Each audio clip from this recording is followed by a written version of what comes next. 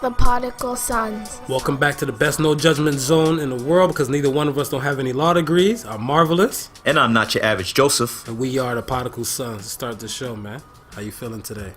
Man, I'm feeling rejuvenated. The last 2 weeks were a lot of work heavy week where I would just be going to the regular 9 to 5, come back, editing shows, trying to get everything ready for the YouTube. Then, last week, Saturday, we did the halftime report. We recorded that, then bounced right back into the Sunday to record the next episode of our podcast. And from there, it was just a straight shot through this week, editing all the content, making sure the stuff for the IG, making sure the stuff for the Facebook, and then just really trying to focus on the whole YouTube aspect of it, because it's a new beast for me. Right. Just not realizing the amount of time that it takes to actually add just even a still image to the audio itself. Yeah. And then the time it takes to upload. So a lot of sitting around, twiddling my thumbs, twiddling my toes, whatever I can twiddle while that stuff is happening. Don't worry, we might have somebody soon to do all that type of stuff. Yeah, we might have switch around a glass of wine. we might have to hire somebody. Work, peasant. We might have to hire somebody soon to really do that stuff. But I don't mind putting in the work, because, like I said, man, it's a learning process, and it's a labor of love, man. And absolutely, I figure I gotta put in that work first before we do hire anybody, so I can look at that brother and say, yo, I don't want no bullshit. Well, I know how this is supposed to be done. That's the same thing and stuff for from my side, people, they asking some questions and stuff, whatever, about, the topics and everything and stuff, and they're like, oh, are you guys gonna hire like some script writers and everything? And I'm looking like, man, if they got the sauce, whatever, they got that sauce. Possible, but I'm like, until then, we just gotta grind it out ourselves, right? Yeah, and that's what it's been like. And so far the people have been responsive to what we've been doing, what we've been saying. So I don't think we need any script writers anytime soon. I think we just got to roll with the punches. Just you know what I mean? Right. The Blues Brothers duel. That's it. That's it. So what you saying, Marv? What's on the agenda this week? All right, we gotta keep it in the 416, man. 19-year-old Marcella Zoya, a.k.a. chair tossing Barbie. Yeah. I don't know, this girl got me feeling uneasy all types of ways and stuff like that. Granted, I know she little, she young and stuff like that, whatever, but I want to say it's the antics and stuff. We always speak about that, the antics of these young folks. Yeah, the shit that they pull. So she did it, I guess, for some shits and giggles, and because it came with the fame and notoriety. Like, when she walked out that little courthouse with the Starbucks, she's like, don't let me spill my macchiato. I was like, what the fuck? Like, that's your concern? Yeah, and it's funny because before we knew it was even her, when we were just seeing the footage of the chair being tossed off the building and, going down onto the highway. Yeah. The first thing that crossed my mind wasn't even the act of the chair being thrown off the balcony. Mm-hmm. It was, goddamn, I hope none of those people who are driving on the streets below are getting hit first of all, and are hitting anybody else trying to avoid chairs coming at them from God knows who, nowhere, right? Right. And that was the whole thing. So when everything popped off and they said, okay, they're on the hunt to find out who this is, then in the middle of the week, I think, in the middle of the week, a few days after the incident, they was like, oh, they found out who it was. Then they were wondering or not if they should be pressing any form of charges, and they might not be pressing any charges. Right. Black people done lost their mind. we done went livid, because if we driving too fast, we gonna get that speeding ticket. It's that problem. You understand? So here's somebody who is causing imminent danger to other people. We're talking something that could cause a loss of life. Fact. So for you to say, oh, you don't know if you're gonna charge her or not, on any sort of. That was just like I think a slap in the face to not only black people but people in general. You understand? Because it's just like you're ignoring the severity of the act. You know, I agree with you and stuff for that. I feel like they should fuck this girl up, like literally, like throw the book and a chair at her ass and stuff for that. Because I think that lives could be taken and everything. Well, you know the whole thing where they said like if you drop a penny for the Empire State Building, right, it becomes like a mini missile and stuff. For yeah, them, right? yeah, it for sure. Fuck somebody out, and that's a penny. That's the density of a penny. So imagine the density of like a damn like furniture. You know what I'm saying? Like yes. that right there and stuff whatever outweighs a penny and stuff by dense and so much. So she thought nothing of it and stuff whatever, and it wasn't even like just a one chair. It was more. So yeah, she threw the whole damn IKEA furniture over that balcony. So I'm looking like, yo, this girl, she's fucked up all types of ways and stuff whatever. Her people just kind of brush shit off. So I'm like, hey, you know what? Y'all deal with this chick. And you know what? And I'm not just hammering her alone. I think all the people who are on that balcony should suffer some form of consequence. Should be charged in some way, shape, or form because they not only allow it to happen, they encouraged it. You understand? And yeah, but I want to say like, all right, picture of your ass was up there, right? You up there. Say you on this balcony, hypothetically speaking. You up there and you probably just lighting up a little sign, mind your business. And she came out there, she like, hey, what's up? And you're like, I'm good, just out here, smoking. I want to bring no smoke inside. And she just started doing this shit. She just chucking this shit. You look like, what is you doing? Do you deserve to get charged for that? Yeah, but here's the thing, though. I ain't hear none of that on the videotape. Somebody was filming the act. They were filming the act. They were filming the act. So they were filming the bullshit. So the person, first of all, the person filming the bullshit, so he was down with the bullshit, or she was down with the bullshit, and then I ain't hear nobody saying, "Yo, what are you doing? You crazy?" They should start a World Star type of charge for that. Yeah, so like if people get fucked up, whatever, like say like, me, I'm getting jumped by like 2 midgets. Fuck that bantam shit. Yeah. If I'm getting jumped by 2 midgets and then like you got your phone out, you recording shit, you saying World Star, and now these midgets done kicked me in my ears and stuff. I went partially deaf and everything like that, whatever. All 3 of y'all should get charged then. It should be like some sort of RICO law. Yeah. Might just get hit with the RICO. Yeah, you gotta hit. You gotta be charging more than one person up on that balcony because all of them were endangering lives. No, I see it. You know what I mean? With the act itself, and the people not stopping the act from happening. You understand? So now she goes to court. She got her latte in hand or whatever she drinking. She's got the the smug look on her face.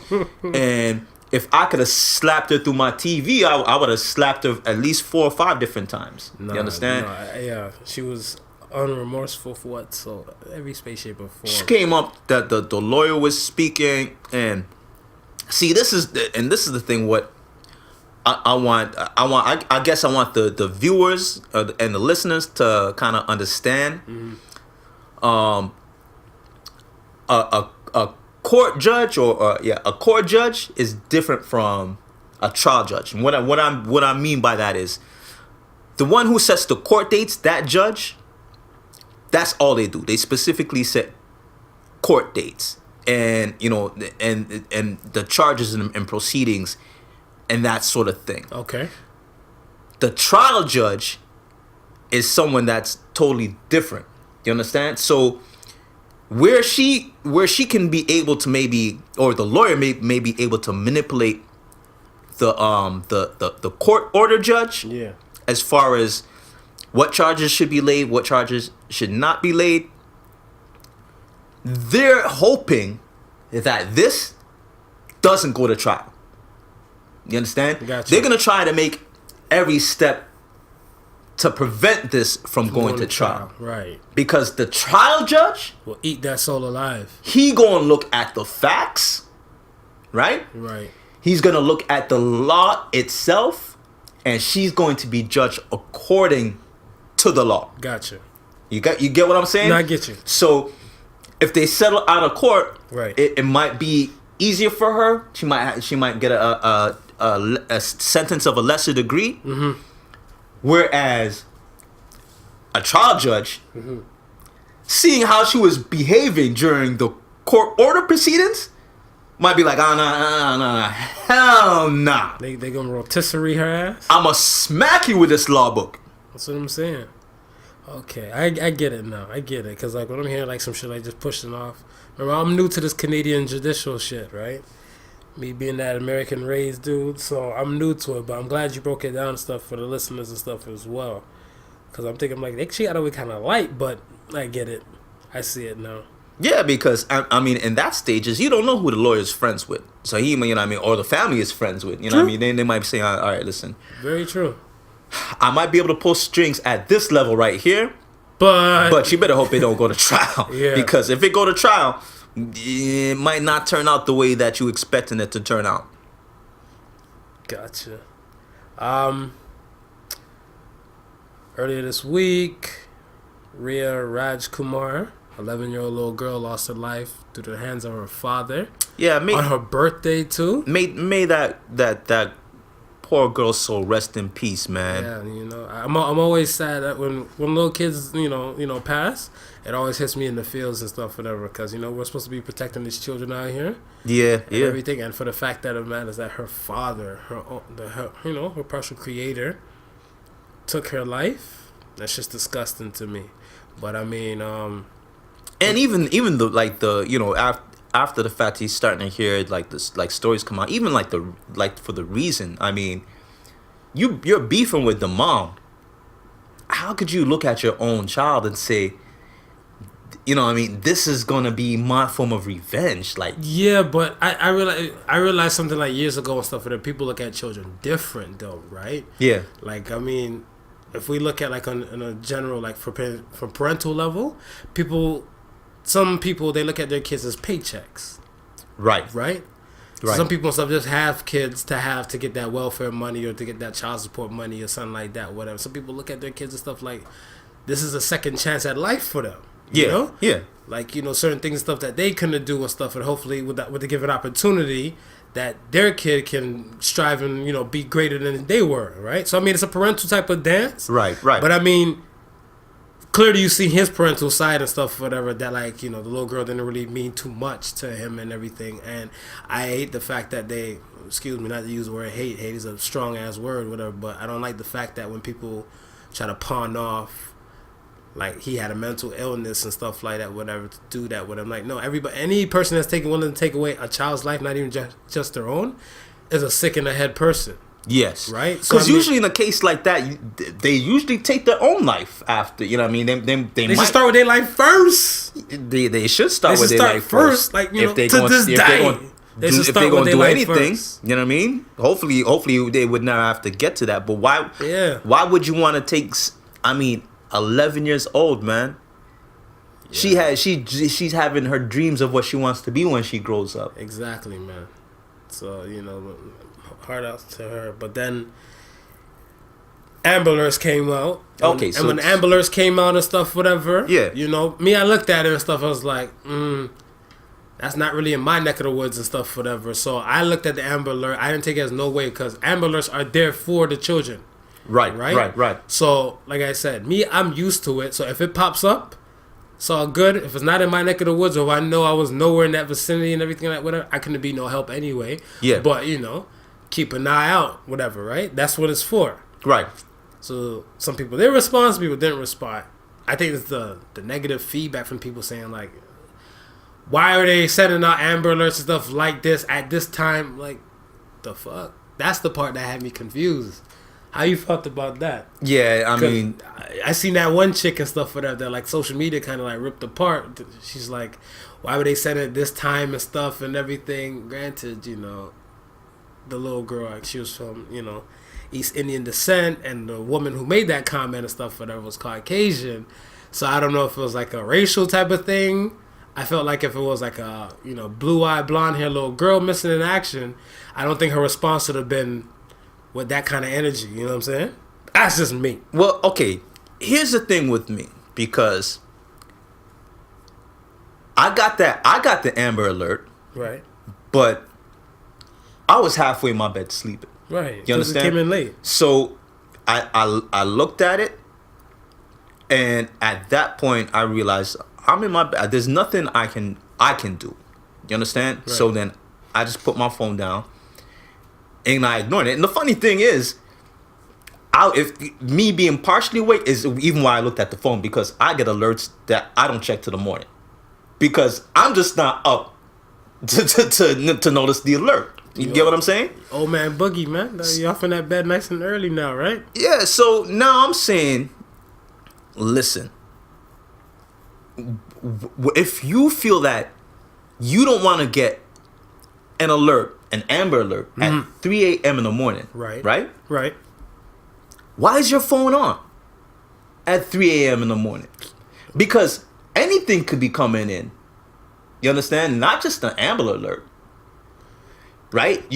You must have your phone on for a certain reason. Well, yeah, missed call, possible missed booty call, this, that, the third. Yeah. So why you now being pissed off that you're getting an Amber Alert at this time in the morning, when the Amber Alert is put there to serve a purpose? Granted, if it was your child this was being happened to, you wouldn't give a shit what time the Amber Alert is going on. Exactly. All hands on deck, man. That's it. You just want to know that something is being done, and it's being done now. Yeah. You understand? So I was like, what do you mean people were calling 911 and getting angry with 911 because they got an Amber Alert? I say, you ain't arguing when your IG alert goes off. You ain't arguing when your Twitter alert goes off. You ain't arguing when your Facebook alert goes off. You're either checking it or you're not checking it. So when you get an Amber Alert, you're gonna now argue for somebody trying to potentially save somebody's life. Yeah. And the funny thing is, we didn't know that the girl had already been murdered. We didn't find that out till the next day. Yeah. When they said, they sent out another message saying, okay, you know what I mean, you can forget about the Amber Alert. When my wife told me when she got that message that, she was found. Yeah. They never specified. No, they didn't specify. So my wife was like, okay, yeah, everything is okay with the girl. It wasn't until she got to work and a coworker said, yo, that Amber Alert that they put out, yeah, that girl is dead. Yeah, I found out in the morning and stuff for the following day, and I was like, damn, that's fucked up, man. That's fucked up. You know what I'm saying? And who knows? Maybe if I don't know what the time of death was, but maybe even if the Amber Alert was a little bit earlier, it might have saved the life. But the point of the Amber Alert is to alert people. And I heard that police were tipped off, and that's how they caught the husband. Right. You understand? So it served its purpose. It did. It served its purpose. It did, absolutely. Yeah, man. It was just a weird one, Marv, to see how people really reacted to that, because I know if it was my child, and you know what I mean, that was going down. Even if it's not your child. Even if it's but that's what I'm saying. Like I'm saying it's not my child, and I feel it for the mom. Yeah, because you're looking at it from a proper parental perspective. That's how I look at it and stuff. Is that like if you have any kind of shred of humanity as a proper parent, you will know for a fact this is not good. This is not a good thing and stuff, whatever. Because the first thing your proper parent, personality would kick in and say, "What if it was my child?" Yeah. Right. Yeah. And that's it. So that's why you're gonna automatically assist. It's the same thing if you see somewhere, you see a little kid falling down and stuff, whatever. You as a man and stuff, just gonna look and say like, "Yo, are you okay, little one? Are you good?" And everything, you're just concerned and stuff. Whatever, your concern is there for sure. That's it. Yeah, it's just automatic and stuff. That's because you're built proper. Some people are built different, and they need to be destroyed and rebuilt with some different type of shit. Right? We'll touch on that another time though. But yeah, but it's just the shits, man. So again, R.I.P. to the little girl and her family. Yeah, man, and I hope so whatever solace can be brought to the family. I hope they can seek it in this time, because that's a rough one, man. Yeah, that's a rough one to digest, man. Moving forward, what in the hell in Black history is going on out here, man? I feel like I think people forget it's Black History Month, though. You know, I don't know. It's just me. I feel like for the I guess the so-called shortest month in the year. Yeah, we get the Black History Month. Yeah, we get. There's a lot of bullshit going on. We get the Black History in the shortest month of the year. Yo, Black History in the shorts. We're no short of the bullshit during this month. We're taking this one in the shorts. You understand? We had the designers do shitting on us. Yo, then they got look. It's a school, Winston Churchill High, ranked in America's like number one in America's best schools, high school wise and everything. Students were passing out Willy Wonka golden tickets, right? Instead of saying congratulations, you got a day pass to the chocolate factory. Yeah. It says you got a pass to say the word nigga. Oh, for my non-black folks, the N-word. Oh my God. These kids, they went nuts. They took it as a big ass joke and stuff for that. It wasn't cool and stuff, whatever. Even it was 2 kids that got caught, whatever, with it, right? And the 2 kids' mothers who were involved with it. Yeah. Said the school is overreacting to the joke because the school said that they're suspended and stuff, whatever. They said right now, pending investigation, they're suspended for a week. Yeah, yeah. And the mothers are saying, "What's the big deal? They're just cracking the joke." Both of y'all on cocaine? Yeah, am I on cocaine? I don't know. Am I on cocaine for thinking, or I might be on bath sauce to think that? How the fuck would they look at this shit as a joke with the racial tension and stuff, whatever, in the world going on, much as highlight even deeper in America, and then to follow up and say the school was too harsh with the punishment? I must be on bath. I think I'm on bath salts. I'm on bath salts. Maybe. I don't know, man. Even they had the one school for I can't remember. I'm sorry. I did a little research on it, but it was during the week that I seen it. I don't know if it was a Facebook post or it might have been an IG post, but it was another school. It was a public school. I think it was primary age where they were having a primary age. Where in America? In America, so we call it elementary school. Elementary. I'm about to say, I'm like, where are we going? So primary in Canada, yeah, in U.S. elementary, right? All right, they were having a concert for Black History Month. All right, and they were singing songs, and they had the students have these blackface masks on while they were singing the songs. So. What elementary kids are doing blackface singing? Yes, man. What song were they singing? Oh wait, okay. I think I have it here. Just give me a quick second. It's not even funny. Why am I laughing? Give me a quick second, Marv. Yo, that's crazy. Atlanta Charter School apologizes for blackface depiction during student program. During Black History Month. Yeah, this is just, you know what I mean, this was so this was updated from 2018. Okay, so this is something that has happened prior. Okay. But nonetheless, during Black History Month, there's a lot of tomfoolery going on, man. Yeah, man. Tom being a white guy. Yeah, because, you know what I mean, Thomas, or Uncle Tom. Uncle Tom. He ain't trying to wear no blackface. His face is already black. I don't know, man. I'm upset, man. I was like, I don't know, the school. We were taking shots and stuff for Black History Month. I don't think it's been a good Black History Month this year. February 2019 is not a good Black History Month. Oh, I'm also mad at John Collins for messing with the Black History with that whole bringing out Tuskegee Airmen in a slam dunk competition. Him bringing them out. Him coming up out of nowhere. I'm thinking he's going to jump over the little black people and stuff, whatever. Incorrect. Instead, he's supposed to be jumping over the damn airplane. So you're supposed to pay homage to Tuskegee Airmen and stuff, whatever. And you fuck around smashing the plane like you Godzilla or King Kong in those old movies, whatever. Listen, man, when he threw on the white scarf, the aviator hat, the goggles. He couldn't even get the hat on, the goggles on right. He didn't know what the fuck to do. Then he realized he couldn't see shit with the goggles on. I was like, nigga look like a black Snoopy. That's exactly what he looks like. He looked like Snoopy. I said, you's a black Snoopy. Where's the Red Baron? I'm looking for the Red Baron on the court. I don't see the Red Baron. What's going on here? I'm confused. Yeah. Then he had the audacity not to clear the plane, but to kick and break the plane in some pieces. Yeah. Come on, bro. Was not a fan of that, man. Come on, bro. Was The Tuskegee Airmen, they ain't, nah, man. They ain't saluting you for that, bro. Nah. So, I mean, you got, like, that shit. I want to say you have a situation with Liam Neeson.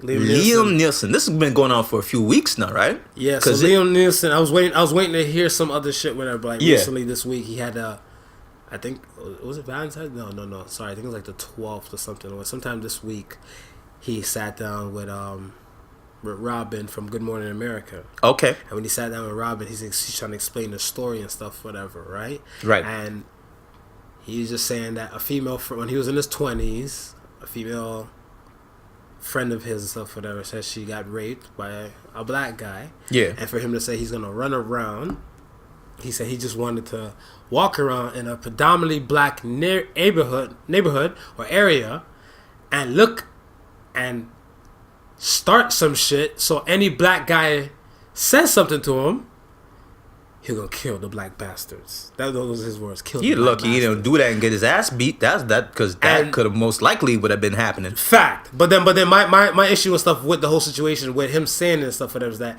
he's saying it today. Like, there's nothing wrong with the fact he's saying it. Like, you know, some sick people don't realize that they're sick. But I'm like, bruh, that's not comfortable or even proper to say by any, even if it was minus black bastard piece. Right. I'm going to go kill those bastards and stuff, whatever. Right. You got this vigilante justice. We see that. That's the reason why they casted you in the whole taking 1, 2, 3, 4, 5, 6. Yeah. I stopped after taking 3. Okay? Yeah. But they tight cast him because basically every movie that he's done is like a bootleg taken any damn way. Yeah, you're right. I ain't watching them shits and stuff. I wasn't for it like that with it after the third one because I know exactly what it is. Mm-hmm. He's an old ass man with vigilante justice, and back then he was a young dude in the mind with vigilante justice and stuff with her, and that shit was still kind of fucked up to think like that, and it's fucked up for him to talk about it like it ain't nothing wrong with it.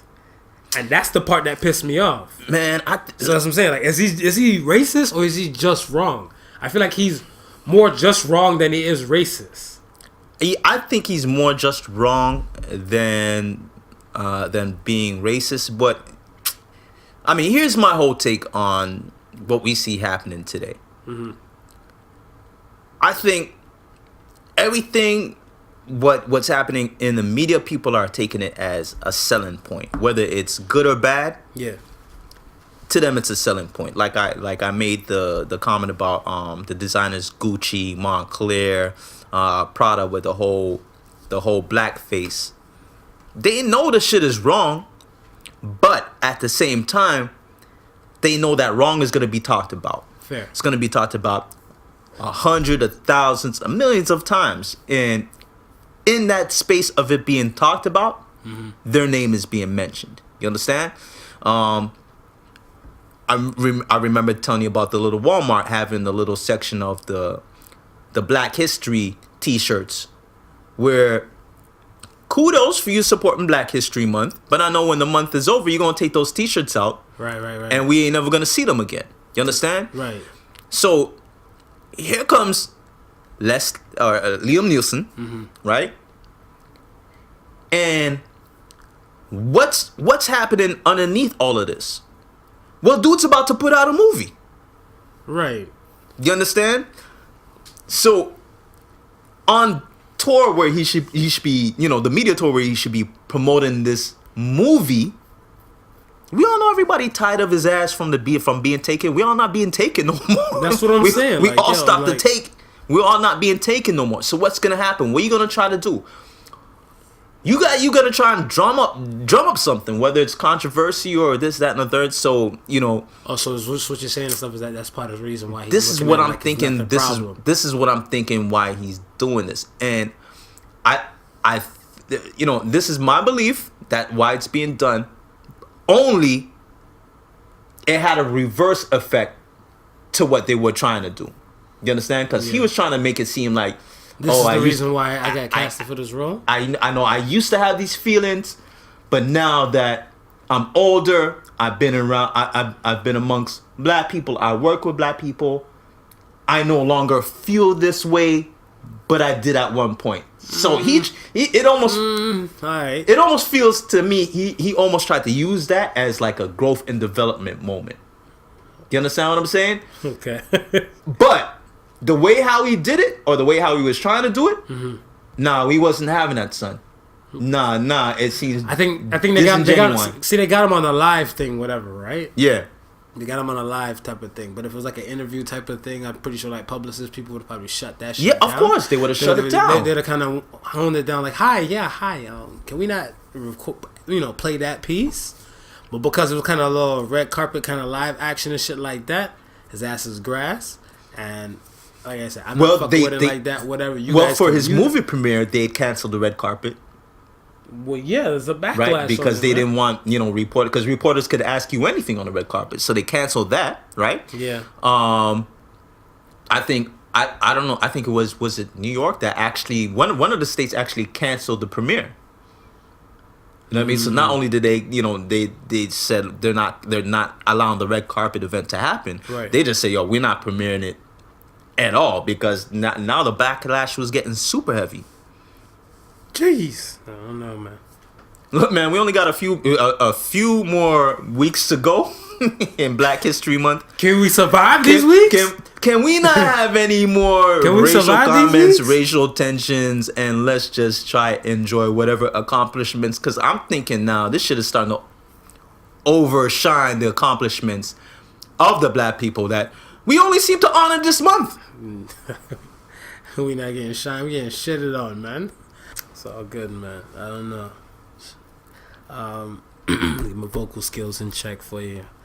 About to fuck your head up, Smooth. You about to do something right now? Something real right now? Seems like it's ready. Uh-oh. For Kels to drop a new tape today. The Pied Piper strikes again. Yo, I play this. I feel like it wasn't a... So, okay, according to what CNN and stuff is saying, right? Yeah. They're saying basically and stuff like that, this tape is still kind of like around those times up from back then. So the only difference between, I think, this tape is that he's straight boondock snitching. The reason I say boondock snitching because Boondocks kind of made it that if the tape was just like that, whatever, right? Right. How it started and stuff, or how to describe the tape and stuff, whatever, is that he walks into a well-lit room, so it's Robert Sylvester Kelly, right? Yeah, he couldn't hide from this one. He come in the room butt-ass naked.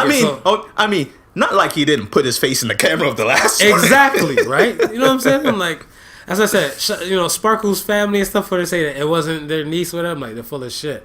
So, he come out in the camera, dick swanging, and a girl and stuff, whatever, who is 14, she states that she has a 14-year-old vagina. And... Wait, she states this in the video? In the video, she states and stuff. Damn. She states that she has a 14-year-old vagina. And my man, Kels, the monster that he is and stuff, whatever, he don't give two shits. And he start saying and stuff, whatever, everything. He's like, you gonna give daddy this 14-year-old pussy. Daddy gonna take this 14-year-old pussy. So that meaning he knows. So the girl said it several times. CNN said at least the girl said it minimum 6 times that she stated how old she was and how old her body is. And he kept saying a few times, so maybe like 3-4 times in the whole sexual act, that he's sticking his penis into a 14-year-old vagina. I'm not understanding. So where was this tape before? In the cut like a Band-Aid, man. But I feel like it wasn't fully gone because remember, like if you watch like the documentary and stuff, whatever, right? This was a norm to him. He always record. Yeah, of course. So I mean, just that it's kind of like some things is kind of leaking out more to and fro and stuff, whatever. So like the weakness in like his camp or like his security or his houses and stuff. And I remember when his houses did get breaking into and stuff in Atlanta like many years ago. Probably like not even that far back, but okay. Let's say within the past 3 years, like one of his houses have been broken in and he's actually reported that and stuff, whatever. So it won't be nothing brand new. So you think maybe someone could have had this tape and probably have been blackmailing him all this time and saying, listen, bro, you got to pay me a certain amount of money a month. You know, you got to put me now on the payroll like everybody else on the payroll. Exactly. Or else this tape going to come out. And then now that they see they putting the vice scripts on Kelly, money ain't coming in, they just, oh, fuck it, I'm going to put the tape out. They're going to release, man. Yeah, well, think about it. If you knew for a fact, let's say R. Kelly is blessing your household with a check, say, fuck it, $25K a year, right? He dropping $25K a year. That might be chump change to him because he used to go on tour like that and stuff, whatever, right? Right. And then you now just realize your money pipeline and stuff is just kind of shut down because it's mute R. Kelly plus his documentary shit, whatever. You're looking like, well, I need to get paid. Oh, so you're not going to pay me? I got something for that ass. And then just issue out the whole video again, whatever, right? So put it back in the mix. I think the extra monster thing and stuff, whatever I want to state for the listeners and stuff is he made the young girl urinate on herself and he actually urinated on her again. So I'm looking at the stuff and I'm like, yo, PP is his thing, man. He really is a PP. The Pete Piper strikes again, man. Yeah, like, Kels, if you listening to this, man, you better be on the run in another country, man. Because I think when they catch you this time, but somebody might try to slug you, put some slugs in your head or something like that. So you better be on the run. It's a well-protected thing because 2002, when that first sex tape came out and stuff, whatever, it wasn't in the height of social media and these dark times that we are in right now. So it's a sex tape to surface in 2019. 19, yeah. Yo, that shit is not dying. That shit is not dying. Nope. So. Nope. Yo, I don't know. And listen, and whoever released that tape, you better pray they hold on to your anonymity. Is that how you say it? That felt like a little tongue twister trying to get that bad boy. I thought you almost bit your tongue over there. It sounded like almost I swallowed the tongue or something. But yeah, because tell you what, you may have been blackmailing his ass all this time, feeding your family with it, but you allowed a lot of shit to continue to happen. But not while doing that. But that means he was this person, he or she was in possession of this tape. That's what I'm saying. Meaning that's you have child pornography in your possession. That's what I'm saying. So that should be a charge on that person and stuff for that. And like even at Chicago PD to like I guess take it in and all that type of stuff for that. I know for investigation purposes and stuff, whatever. Yeah. But I'm like, how many other people have seen this thing before it got to the authorities to the point where it was like pass around the child pornography, right?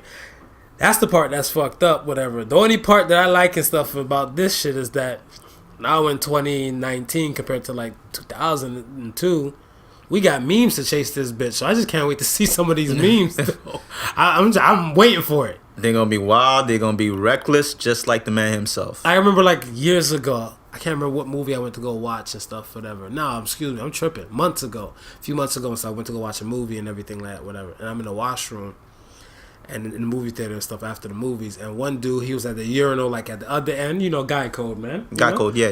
Can't get too close to nobody and shit like that, whatever. At least one empty urinal space between us, brother. Man, we have about 4 between us. Oh, well, empty. Yeah. So he on one side, I'm on one side and stuff, whatever. I'm on the midget one, the lower one and stuff, whatever. The one that's supposed to be for the kids. Yeah. I ain't that tall. I don't give a fuck. I ain't no splashback on me. So then, I think they were playing the Cambria song like they're playing like some lively shit in the washroom. Yeah. And the man said, I can't concentrate with all this type of music playing. Why don't you play some R. Kelly to help me pee?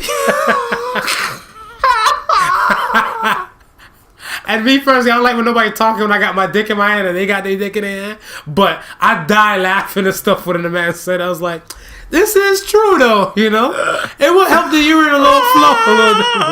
So I was like, hey, that's just me though. I don't know. Yo, I was listening to satellite radio on the way home from work the other day. And they were playing they the dudes finished talking. I ain't gonna say which show it was because they know they fucked up. Dude finished talking, right? He introduced the next artist that he was gonna play a song for him, right? Yeah. The title of the next artist's name came up on my little radio dash, but then I started hearing, my mind's telling me no, but my body's telling me yes. And I'm still looking, I see the artist's name still, and I'm like, yo, did he remix this shit? Did he you know what I mean, get permission, and then he now about to go in and tear R. Kelly a new asshole? Yeah. And then Bump and Grind started playing.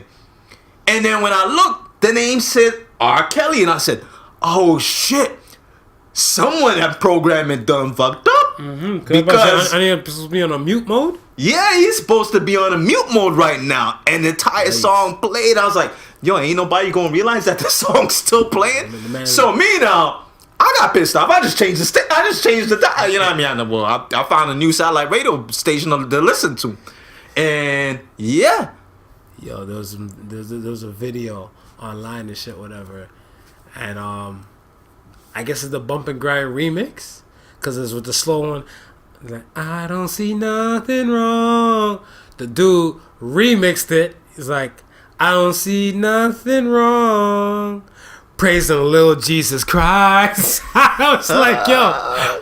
I'm like, you got R. Kelly with it, whatever. But you got this little Jesus Christ feel to it, whatever. So I just kind of closed my eyes and just kind of bobbed my head. I'm like, you know, he was hitting the mark. So like, he took the perversion out of it, but brought the God in it, whatever. But I was like, I don't know. Like, my mind is telling me no, but my body's telling me yes. But here's the thing, right? And we're gonna touch a little bit more on this later on in the episode. But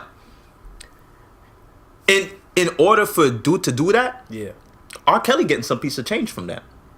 Okay. So then, fuck it. Let's jump straight into that shit. R. Kelly getting a piece of change from that. And let's jump straight into that shit first. All right, we want to tackle that now. Well, we'll go into that now. Whatever. Okay. All right. So set it up. We'll bring it back now and stuff. Whatever. Hold that thought. So then, all right. So now Kanye West is suing his old publishers from 2003 to 2010. Right. That includes like Rockefeller, BMI. There's a few people and stuff that are in that mix, right? Okay. That he's suing them and stuff for his publishers and stuff, I guess, pertaining to his money. So it's a battle that most musicians and stuff go through and stuff, whatever. Right. For the rights of their song. Okay. Right? So maybe you can explain the stuff, whatever, because you're the music man and stuff, whatever, from your background and stuff, whatever, about how these deals and these rights and this thing goes down. Now, do they say specifically what did they mention what he's suing for? Or? No, they didn't mention what he's suing for and stuff as of yet, but I know he's just suing the companies. He's suing the publishers and stuff, whatever. I guess his publishing rights. Okay, so it's more so his publishing rights and stuff. I think rather be lyrically or like, you know, this claim to fame to some of his stuff that, like, you know, his hits is his hits. Right. Okay. So now, I don't think within that time frame he owned any of that publishing. So it's probably most likely going to be Rockefeller or BMI, and most likely probably BMI. Right. What he's probably suing for is either the music that he has produced, because as a producer he's going to get publishing credits for that. Right. Or whatever lyrics he has written, because as a writer, he's going to get publishing credits for that. Right. So now, and a lot of times you have writers and producers, if they're not on top of the books or looking what the books have been making, right, then they might be getting screwed out of a certain amount of money and not know it, right? So... Right. I'm looking at this now as maybe Rockefeller or BMI made more money than they let on, and then he still owed money according to the publishing agreements that were made or had, right? From back then. Now, with the publishing agreement itself, it could be there's many ways of putting together a publishing agreement. Whereas you're going to get, well, okay, first let me try and break it down for everybody to kind of get a sort of understanding. Right. When you get a publishing deal, let's say, right, or a record deal which would include a publishing deal,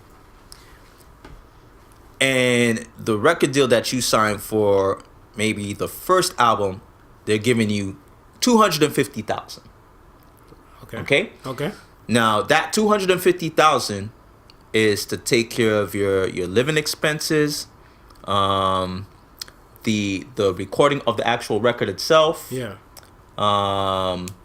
Anything that it would take to actually put together this final piece of material that you're now going to turn over to the record label to promote and sell.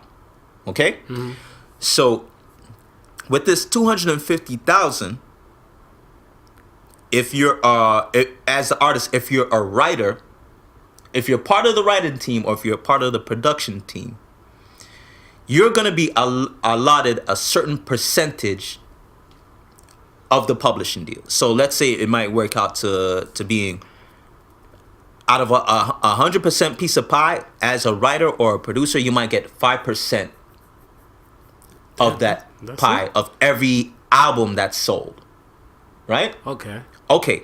So that's the reason why the artists always try to break their neck to make sure these albums go like that they always platinum, go platinum, go diamond. triple platinum, this, that, and the third. But what most people don't understand is before they see any dime of that 5%, that 5% is going back to repay that $250,000 because that advance is a loan, right? So they gotta pay that off. You understand? So, that I understand. So now they're really hoping that it goes platinum, that it sells enough that their 5% makes them enough to pay off that $250,000, right? After that $250,000 is paid off, whatever additional is made, that 5% goes into their pocket. You kind of get it? And then some of them might even have deals that are structured whereas after they pay off that $250,000 loan, maybe the percentage changes to an 8%. Or maybe it might even change to a lower percent, maybe a 3%. Okay. You understand? There's many ways of structuring a publishing deal. So, but the point of the matter is that you're really not seeing any sort of money till the recoupment happens of whatever loan that you have gotten. So in the case of Kanye, right? Right. He might have paid off his loan a long time ago, and now is being owed money on top of what he's paid back.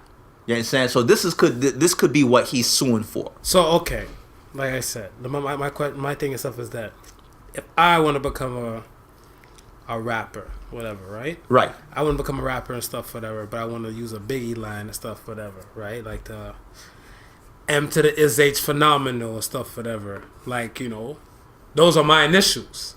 Yes. So if I drop that in a line and stuff, whatever, it is my initials. But the way how I say it, Diddy's publishing company is gonna get paid for that? Well, the way how you've said it, and this is a good example because within the last, I would say in the last 3 to 5 years, we're seeing a lot of reemergence of old school music being brought into the new school era. Right. A lot of a lot of 80s, a lot of 90s references are now being brought into this new school era.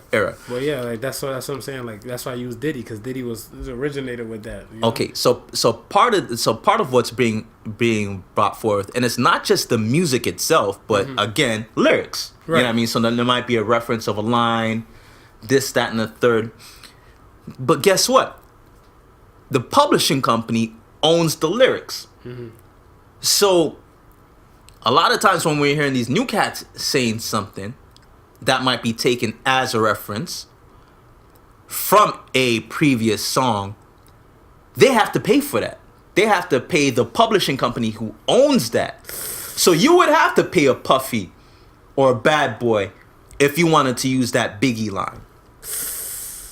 You understand? Yikes. So again, back to what I was saying with the whole. I just can't give you the credits. You know, I just can't put you in the cliff notes. No. You gotta give me the credit. But at the same time, you give me the credit. You gotta pay me. You understand? So exactly what I'm saying with this whole dude saying, you know what I mean, the R. Kelly line, and adding his little piece with Jesus Christ at the end.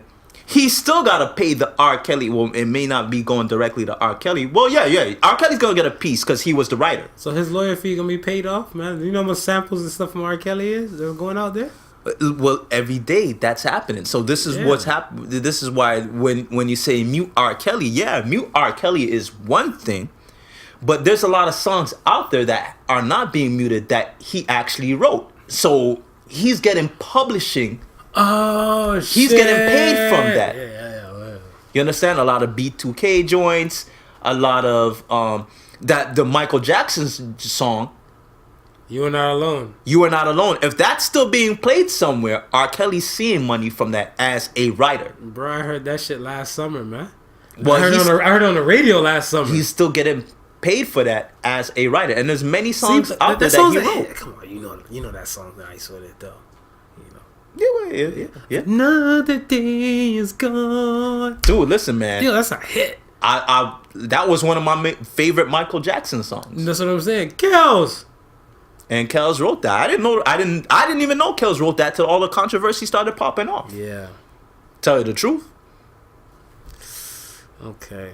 Go looking out for grazing on those things and stuff, whatever. You know, we bless you with a little info and stuff. Yes, man. And I mean, if there is some sort of, it doesn't even have to be the exact same thing, but if it's some sort of likeness, you understand? This goes back to the Justin Timberlake and the Pharrell being sued over the joint that sounded like oh man, why can't I remember the name? Because you old, man. Alzheimer's sitting in, but I should be able to remember the name because it was an old school joint coming up in my era, you know what I mean? But yeah, they were getting sued because the song had a likeness. Yeah. It wasn't even the same thing. It had a likeness to a popular hit. Somebody gonna listen to the show and hit us up and say, I know what song you're talking about. Hit us up for 2 reasons, stuff. Hit us up with the song and see if you can hit them up with a prescription and stuff for his dementia kicking in over there. Just to help me out a little bit. Hell yeah, with your old ass, man. Let's move on. Let's talk about the Grammys, man. I'm not really an award show dude, like I said previously, and all that type of stuff before.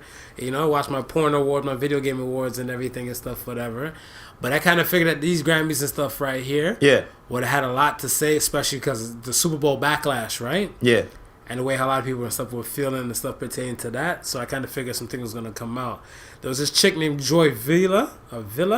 Yeah. I don't know who the fuck she is. I had to look her up and stuff for that. But on the red carpet, she had a dress because she's a pro Donald Trump supporter. On the back of her dress, it said, "Build the wall." Yes. And I was like, yo, and her being from like Latino descent and Native and Black, I felt a type of way. But then again, like, everybody's their own person. And the whole freedom of speech thing, a lot of people and stuff choose to get away with it as much as they want. But, I mean, even that Build the Wall dress was some bullshit to me. Then, like, you know, the Grammys, I had a thing for Grammys when they didn't really give too much love to hip-hop and stuff in the beginning. But I guess they're slowly but surely coming around. So, I mean, before when, like, Will Smith and Jazzy and stuff won, like, you know, their summertime stuff, they kind of won it behind, like, not on front page. I want to say that the whole world can see. Right, kind of like a little behind the records and stuff, behind the scenes type of thing. They just kind of got finessed at their award. And, you know, through the strides of years, I know Andre 3000 and Big Boy, when they did their Love Below speaker box thing, they got album record of the year, you know, album of the year. So, I mean, they've been coming alive and stuff, whatever. But they shafted the shit out of Drake and Cardi B, to me. To me. Yeah, because, you know, once you hear that music come in and stuff, whatever, you gotta wrap the fuck up, whatever, right? Yeah. And, well, Drake said it before in another song and stuff before, right? Like, you know, you don't need a type of awards to let you know, like, you know, like you won. You know, you don't. Because, I mean, everything that his speech was saying and stuff, whatever, it was facts. And I saluted that. For sure. And Drake was coming with that real, so that, and that's what it was. I mean, he started off with with telling the Grammy committee, y'all don't know nothing about this music, which they don't. You understand? So, the voting could be skewed, this, that, and the third, and they ain't want nobody to hear that. Yeah, so that's what I was saying. Because I was looking at this stuff, I'm like, yeah, you guys, if there were an old type of committee, say the old committee folks are still on there, let's say if the whole chair of them who do these votes and these things, are probably like at least like a 70 plus. I don't really see a 70 plus person right now who are actually like into rap or into hip hop music and stuff like that. You know what I'm saying? I feel like, yes, if the transitions change where that's the reason why the rap people and stuff, whatever, are getting a little bit more shine and everything and stuff, whatever, that still doesn't dictate everything. They're still trying to learn and grasp this whole sound shit with the streaming stuff, right? Right. That's still new and stuff to the world and everything and stuff where they're grasping it and stuff. That's why people like SoundCloud and other channels and stuff like Apple, they're trying to wind in on the streams on that aspect and stuff. It's a lot of new stuff that's coming up where they just trying to get the grasp of and everything and stuff. So yes, the hip hop and stuff is new, but because of the new stuff, whatever, it's paving the way for a lot of the other people and stuff, whatever. I'm pretty sure that. Let me see, some down south people. Let's say somebody like Bun B, like UGK, right? Yeah, Paul Wall, those Texas dudes and stuff, whatever. When they had their movement and everything and stuff, whatever, they probably weren't Grammy noted, but they'll still sell out the fuck out of a show. Yeah. You get what I'm saying? Yeah. Like they'll still pack a concert hall and stuff if they're doing that and stuff in their time, right? So I mean, at the end of the day, he's right. You don't need a Grammy to tell you won. If regular hardworking people and stuff that are out there in the snow and the rain lining up to come to your show, whatever, congratulations, you did win. So by all means. And then when Cardi did her little ones and twos and stuff, whatever, like it was a shocker for her because last year at this time and stuff, whatever, she was pregnant. She was focused on just trying to get this. Her album wasn't done. She just had the singles in. Yeah. So she's trying to focus on that. And when she get in, I hear the music chiming in. I was like, yo, they love that cutoff music. Yo, man. I was like, yo, these people are cool. Blurred Lines. That's the name of the song, Blurred Lines. You have to excuse my grandfather over there once again. And it wasn't Justin Timberlake. Hold on, it was Robin Thicke, man. I'm like, what the fuck you saying? I was like, yo, man. I was thinking about all the Neptune tracks and stuff, whatever. Yeah, I was that's like, what it was. Yeah, and it was a Marvin Gaye joint. They got sued over.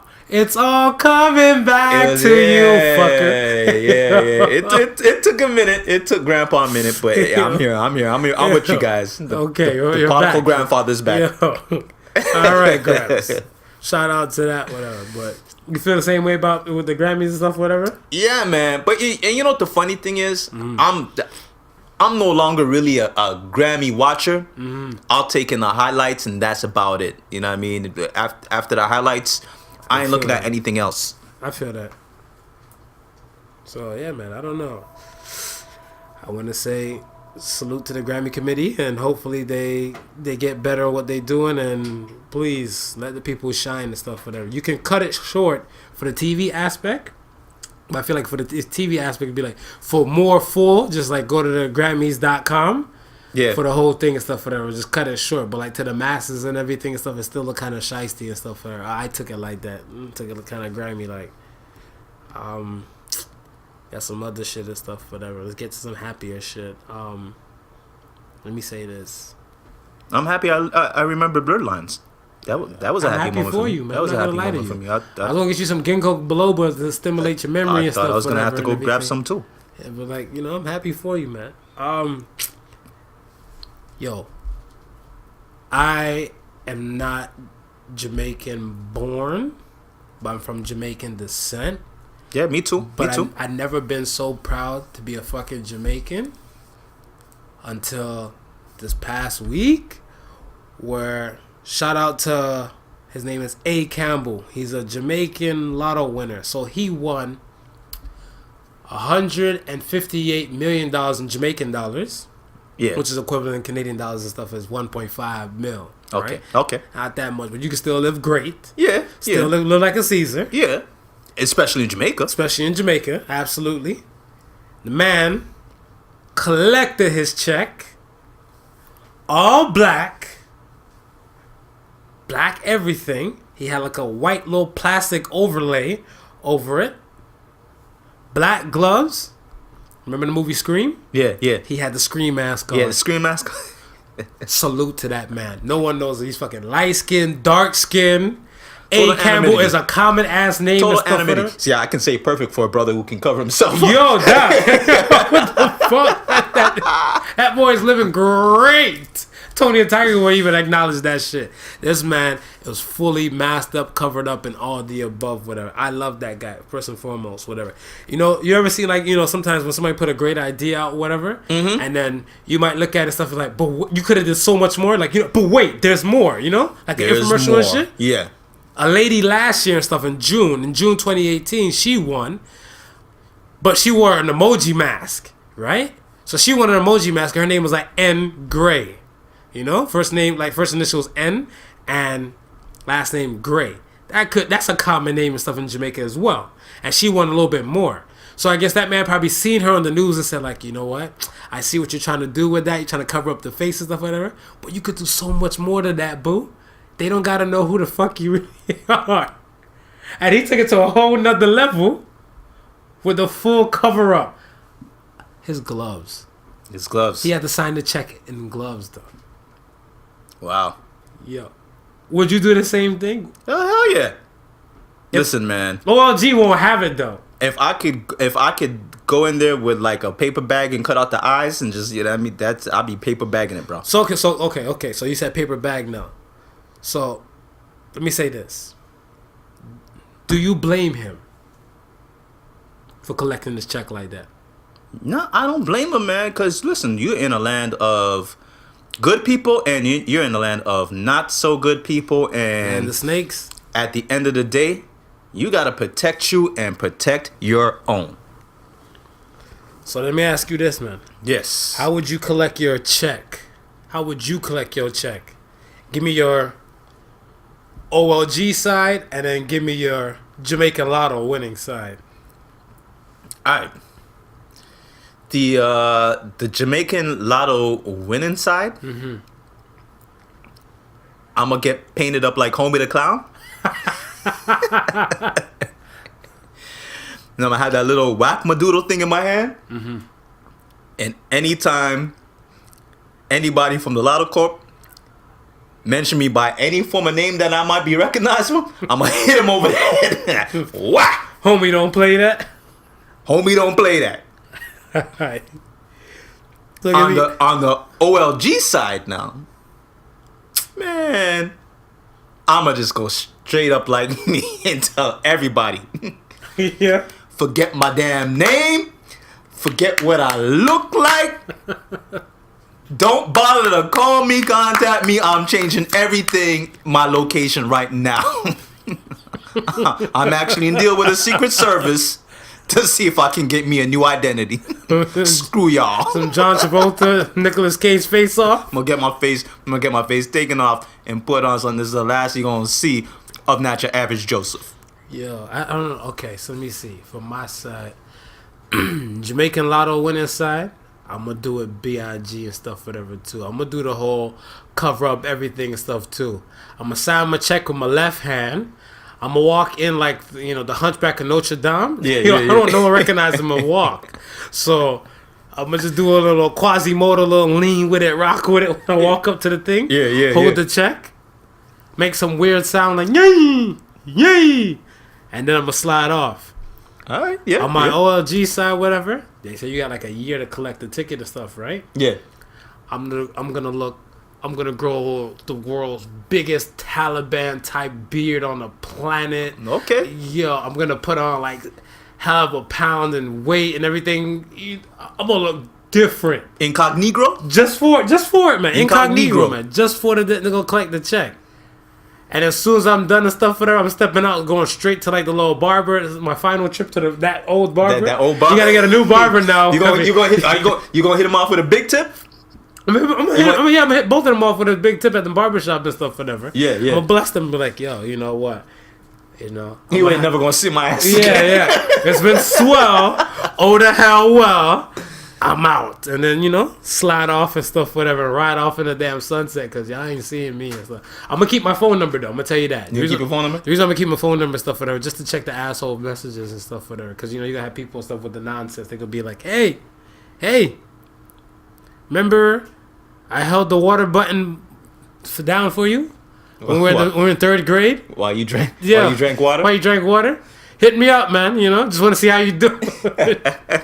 Nah. I want to hear all those voicemails and stuff like that, whatever. Because if you one of the real ones, you definitely gonna get the phone call. Yeah, no, for sure. You definitely gonna get the phone call. But for if you sure. one of the fake ones and stuff, whatever. Sorry, ya. Listen, you might not even get the phone call. The real ones, I'm gonna make sure I have your address before I leave. Absolutely. And you go to that check gonna hit you at your door. You know what I mean? It's gonna be like the clearinghouse sweet shapes when a mailman come. You bust open that envelope. That's what's up, man. That's what's up. Yeah, and I got some flack for the Valentine's Day. For the comeback season, the last episode. Oh, they gave you flack for that? They gave me flack, man. On site, man. The people that know me and stuff on site, they see, they're like, oh. About the whole pussy's not a gift, thing, whatever. Well, it's not. So, Hello, it's not. It's not. It's not because you can get it 364 days of the year. That one day don't make it damn special. Yeah, but you can't be re-gifting that gift that you already gave. That you gave. You might have gave it to 3 or 4 people already. Ain't nothing brand new. Pretty much. So now, I was asking and stuff for them. I'm like, okay, so somebody came up with like some cheap gift idea and stuff for them. They're like, it's a sentiment that kind of counts for, especially on that type of date with us. I'm like, I agree to that. Okay. I agree to that. You don't gotta blow the budget and stuff because you've been with the person for like over like 5-10 years and stuff for them. You don't gotta blow the budget and stuff, whatever, right? I want to say that's rookie relationship stuff. But I seen a wifey, some dude's wifey gave him a do-rag with all like their photos together and her photos on there together on there. Like a couple's do-rag? Yeah, it's like a couple's do-rag, but more dominantly with her. But when she knows she got it customized, done for you. Yeah. Would you wear a do-rag with your wife's photos and pictures on it? To bed.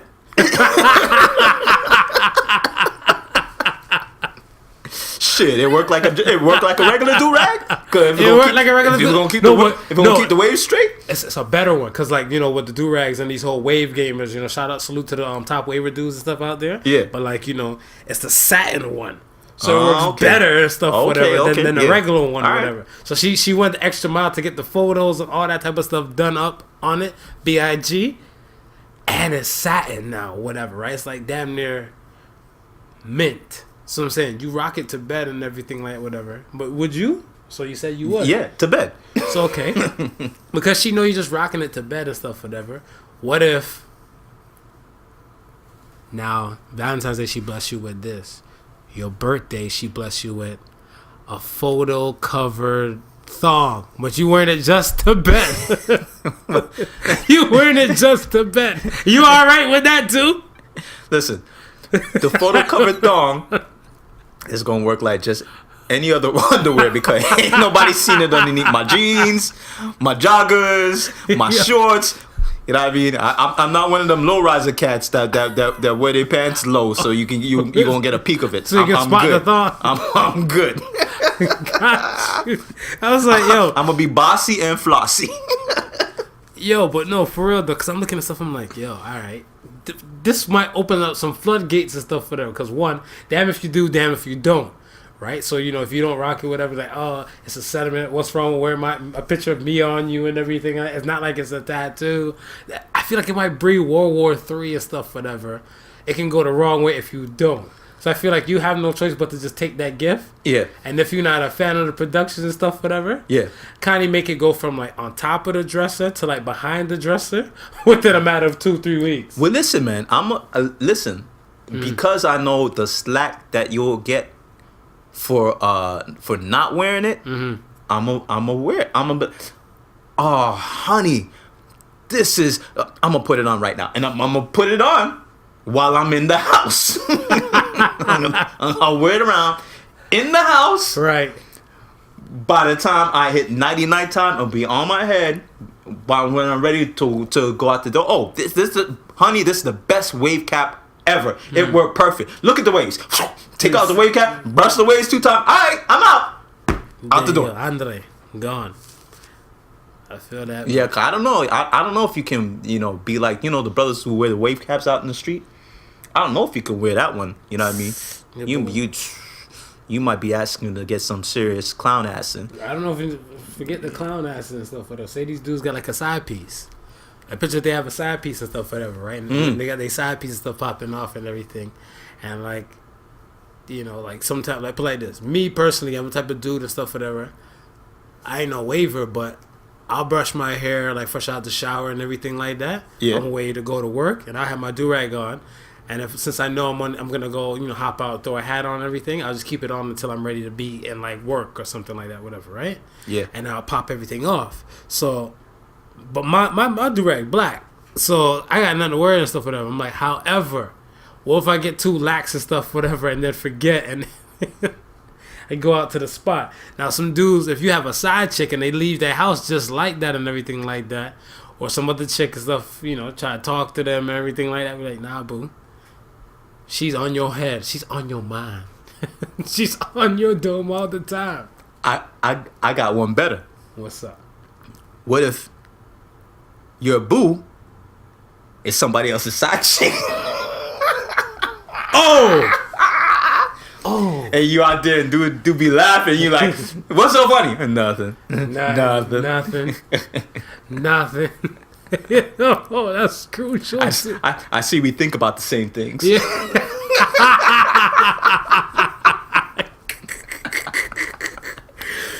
Yo, that's real, man. That's gonna real. hurt. That's gonna hurt a bit, man. Yo, that's gonna hurt for real, man.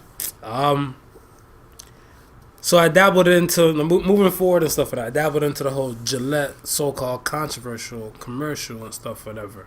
Yeah. Right. For the listeners and stuff at home, wherever you are listening to us, right? Thanks again. But you let us know. You once you go to YouTube and go check out the Gillette commercial. Why is it so controversial and everything? You tell us what you think and stuff about the commercial, because the commercial basically, to me, I feel like it's Gillette's theme is the best a man can get. Yes, Gillette. The best a man can get. Let me rock with that since like the late 80s. Yeah. You know what I'm saying? And because of the whole, they in the commercial they incorporate like the whole Me Too movement in there. No catcalling thing, a whole bunch of things and stuff, whatever. I want to say, to me, I felt like it was kosher. Pierce Morgan, he had an input and stuff on it, whatever too, when he was on Good Morning Britain. Right. But to me, I felt like the commercial had no problem whatsoever. It's just giving you the current update of the state of being a man and stuff, whatever, today. Yeah, and everything. But some women and stuff, or some other people are saying it's toxic masculinity and it's too much. But I'm like, but no. Like, there's certain things that a woman could get away with that a man can't get away with.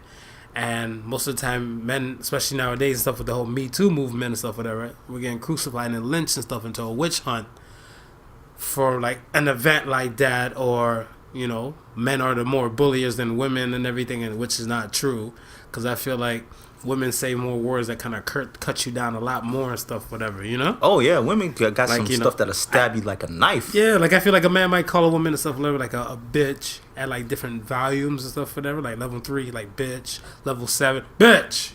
Yeah. He might go at it and stuff, that type of level. But a woman will say some things and stuff, kind of cut him down. Like she might say, "Your mama should have never made you." Whoa. Oh, that would hurt. Mm-hmm. Yeah. Kill. Yeah. Anytime they add the mama inside the cut down, yeah. Mm-hmm. I was gonna say like that, or they talking about your dick and everything like that, whatever. To be like, I guess if they hit you with some words and stuff with like, I faked everything, right? So and you start feeling yourself start shrinking and your clothes getting bigger. So that's not the best a man could get, right? So I'm looking at stuff. I'm like, I don't see no harm and stuff with this commercial and stuff, whatever. So, well, I peeped the commercial and I was like, I don't see nothing wrong with it. They're trying to move forward in this new age, right? And I wouldn't say that, you know, they're kind of shying away from the argument of their previous set of commercials, where it was a lot of things that dealt with manhood. Right. I mean, and none of the previous commercials that they had were really offensive or derogatory towards women to begin with. It was all about becoming a man, Absolutely. being a man, doing things what men expect of men, or even women expect of men in certain cases. Agreed. I think with this new commercial now, what they're trying to say with this new commercial is, times are changing. So a lot of things where we were used to doing as men and kind of taking it as an appropriate thing, it's no longer an appropriate thing. So fair, you know, like the cat call thing, the cat call thing, yeah. The cat call aspect and stuff. When the guy, he tried to go at the girl, and his dude came in like, nah, bro, whoa, that's not the way how you go about it, whatever. Like, I'm a fan of that. Yeah. I'm a fan of that and stuff, whatever. Because like, the bro's helping his bro out, let him know like, hey, there's a different way to go about the approach and everything like that, whatever. But it's all those type of changes that happen to men within a course of, let's say, since I guess the regular best the man can get. So let's say from like over 30 years, basically, right? Yeah. Because that was like from 88. So over 30 years and stuff, whatever, it's went one way and stuff, whatever, from men to a change to a different type of way and stuff of men. But I don't think most of the regular world is probably seeing it like it's a change to men. Because like I said, to me it felt like a witch hunt type of thing going on. Yeah. So hopefully, like, that commercial should open up people's eyes, not in a negative aspect, but in a lighter aspect and stuff, whatever. Right? That's just me. Yeah. That's just how I feel about it. Nah, I feel the same way. It should be looked at as, trying to put men on to the new game, as opposed to, what we've been taught or what we've been brought up learning. And I think one of the things at the end of the commercial was the kind of idea of forget what you've learned and how you were brought up, because this is now what we want to look to pass down to our young boys now who are going to grow up to become men. Right. And again, I had no problems with it. In some instances, I think it may have been maybe too, like, a little bit too soft. For instance, there's a part where the two kids were roughhousing. Yeah. And the men standing up and saying boys will be boys, but then the other father saying, kids, that's not how we solve things. I'm looking at that and I'm saying, yes, if they were really fighting with each other, and over an argument over something stupid, then yes, you wanna step in and say, nah, this is not how we resolve conflict. You understand? But if they just roughhousing on some old fun shit, you know what I mean, just like play fighting, like, we used to do with your brothers and stuff like that back in the day, then I don't see nothing wrong with it. But it's hard to draw that line with aggression. True. I think, you know what I mean? It's where it's.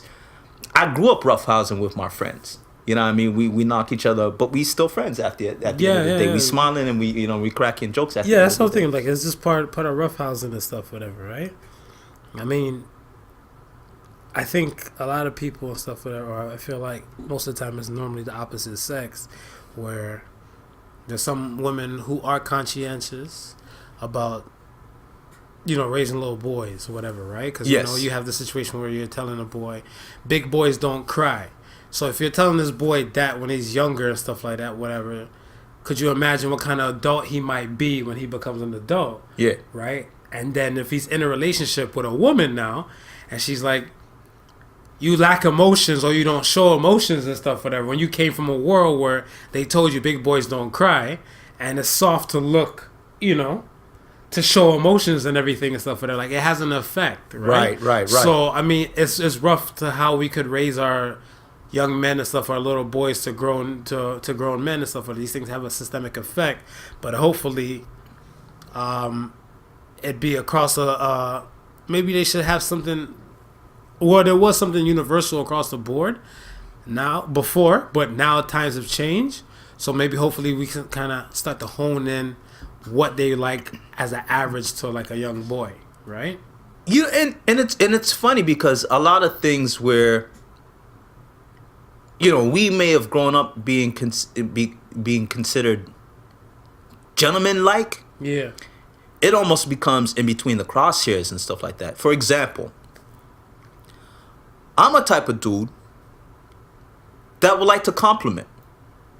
You understand? Me too. And my compliments don't have to have anything behind it. No meaning, no reason. If I see a woman out there and she's looking beautiful, just throw a compliment. But I just like to say, hey, you know what? If you haven't been complimented today, I just want to say you look beautiful. You're well put together. And honestly, I'm not even trying to pick up nobody. I'm just leaving it at, just leave it at that.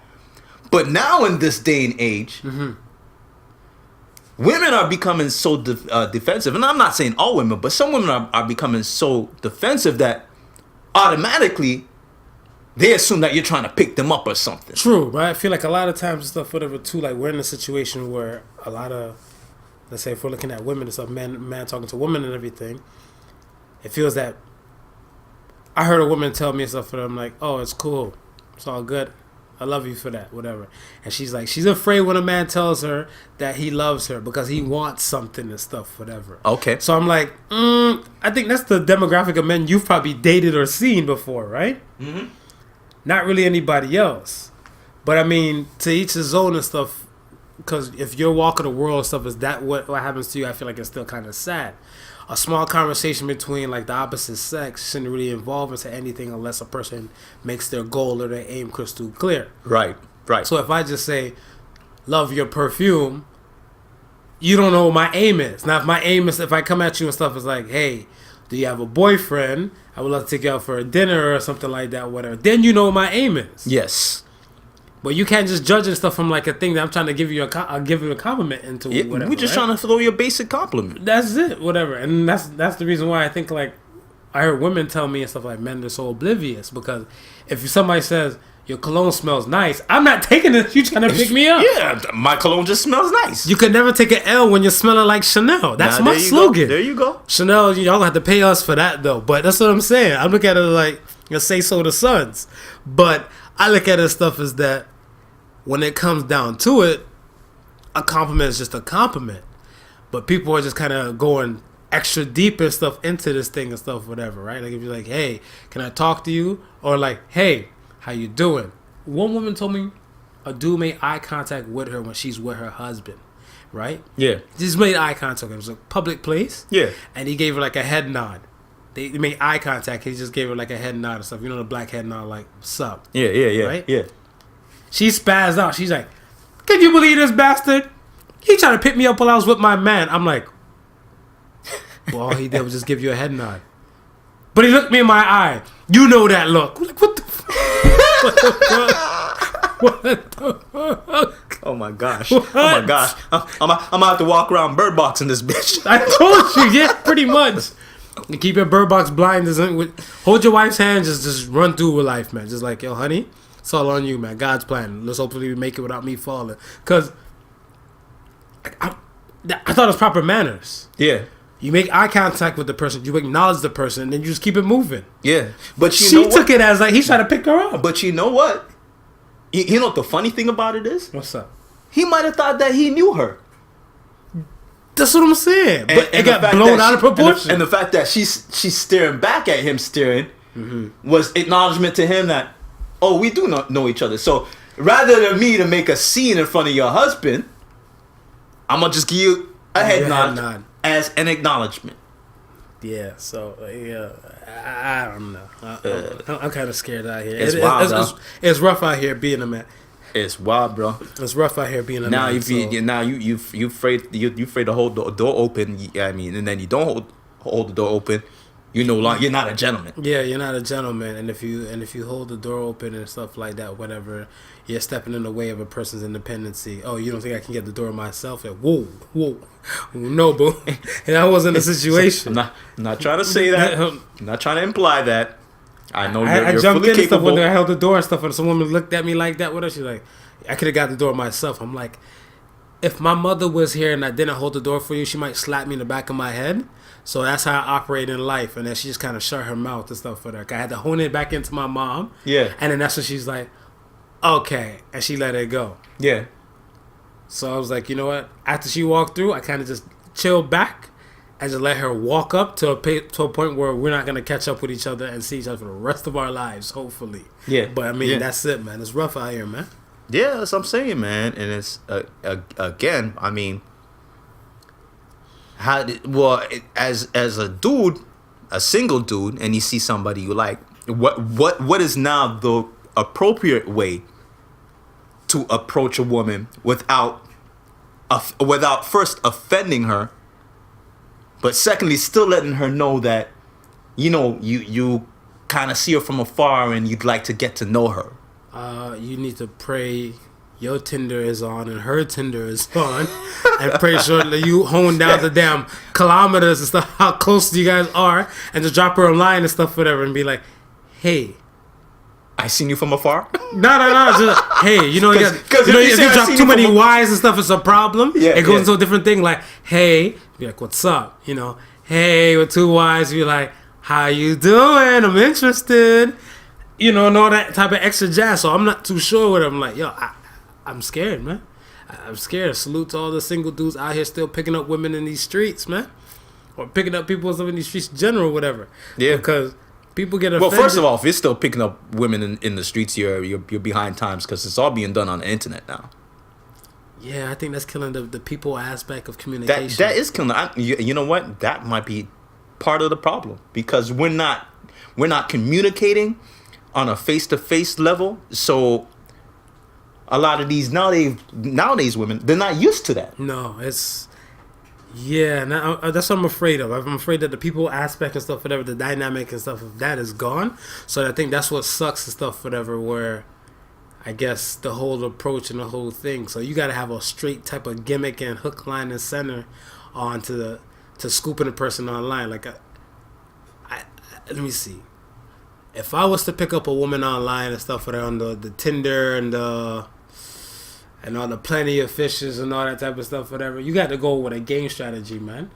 Play like a trivia game or something like that, whatever. Go in there with a game type of state of mind, like, welcome to Are You Capable to Being a Wife? With your host, blank, blank, blank. Yeah. And then it'd be like, question number 1. In the morning, would you prefer a cup of tea or a cup of coffee? And be like, tea, like, all right, she a tea person. She, all right, we make some notes. Question number 2. Are you a pet person? Or you got to go in. Because that's the only other way I feel that anybody can get through. We're just trying to get to a person and stuff with it. But that could be killed in a regular conversation. Just having a regular conversation. But people don't know how to react to each other. I remember I seen an episode of 2.5 Men and stuff, whatever. Jake was on a date with a girl and stuff who came to come see him, and they spoke to each other through text message.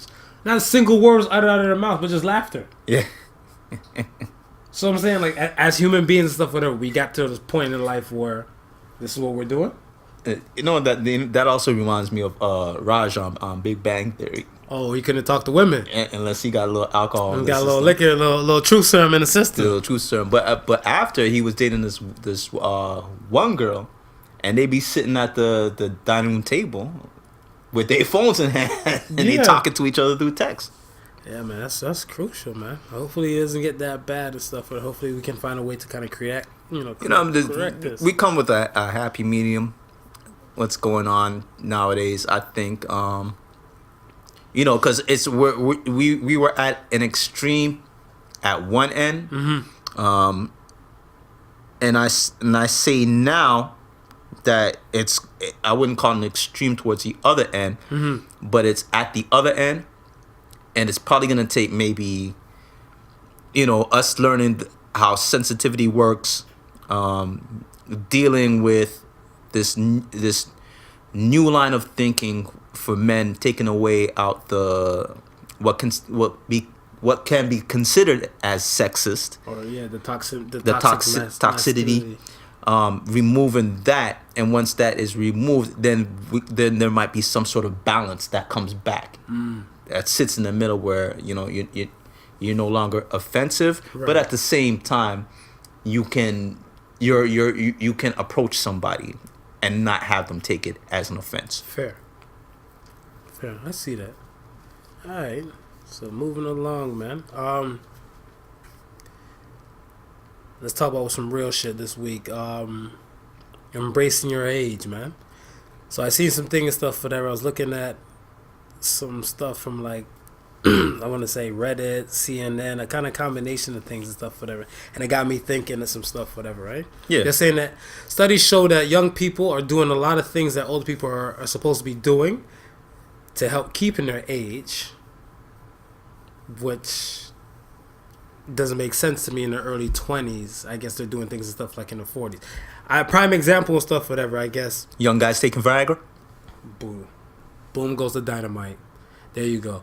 That, dyeing their hair. I know, like, dyeing their hair thing was kind of like a person, like, 40 plus before. Right? Because people won't show gray until around those times, and then they got into a thing where more people and stuff, whatever, it's now super hereditary where some people are going gray a lot earlier. Yeah. But people are still... Stress got a lot to do with that, too, as well. Absolutely. We live in different times, yeah. Whatever, right?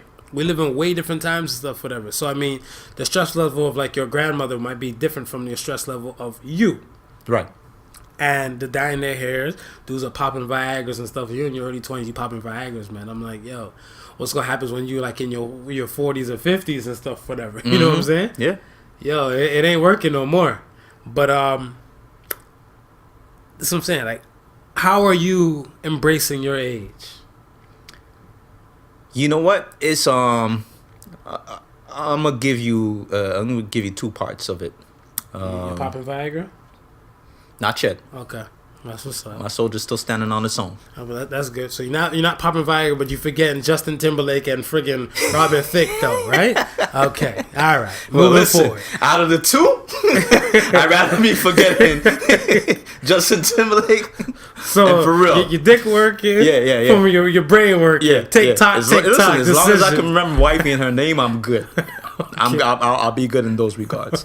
Okay. But yeah, you know what? I think I started seeing, gray hairs on my chin around the age, I want to say 27. Really? Yeah, so I was one of them dudes that, was getting gray early. Mm-hmm. And I would shave the facial hair off, you know what I mean? Oh, so you were hiding it? Yeah, I was hiding it. You know what I'm saying? Because I felt like, man, I was too young to. So you're too young to go gray. So you are like one of these young dudes and stuff. And okay. Yeah, I felt like I was too young to get gray hair. Right. All right. But then, I think when I got into my 30s, mm-hmm.